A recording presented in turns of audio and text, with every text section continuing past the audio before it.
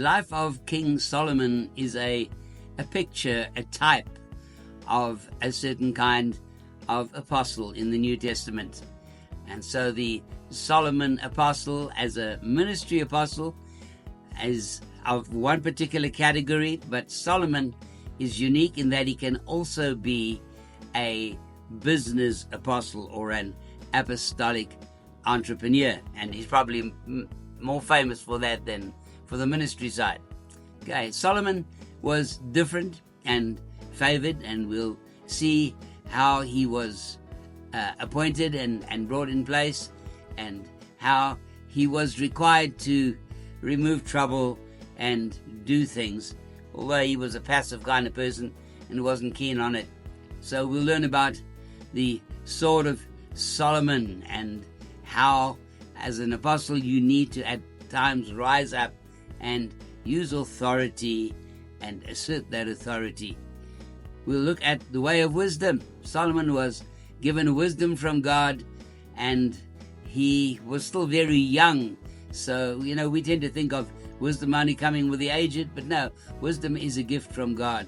Solomon had no experience, but he had supernatural wisdom. Now, there are spiritual requirements, and you will learn about that. We'll look at the way of wealth, because wealth was certainly one of his main characteristics. Wealth is an important quality in life. We like to sometimes think that finance is unspiritual, but God actually wants us to prosper and to be blessed financially. Okay, now you need to qualify, and you need to be able to control business and function in that realm if you're going to be a Solomon and an apostolic entrepreneur.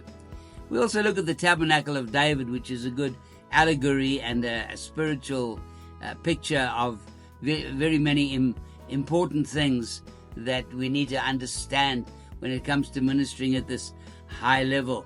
And the important part was that David restored the glory of God, and Solomon followed on from David and completed the task.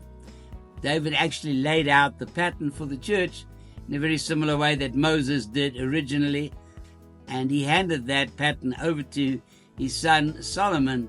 So Solomon is responsible for restoring the pattern, and the Solomon apostle tends to come at the end of laying out and producing the pattern for the new church, the end times church. And so if you're called to be a Solomon, you're going to be very much involved in doing that. We'll have a look at various other different subjects, like the role of missionaries and other subjects related to the function of the Solomon apostle. And by the time you finish this book, you'll be able to identify whether God is calling you to be a Solomon or whether you are one or more of the other ministry types.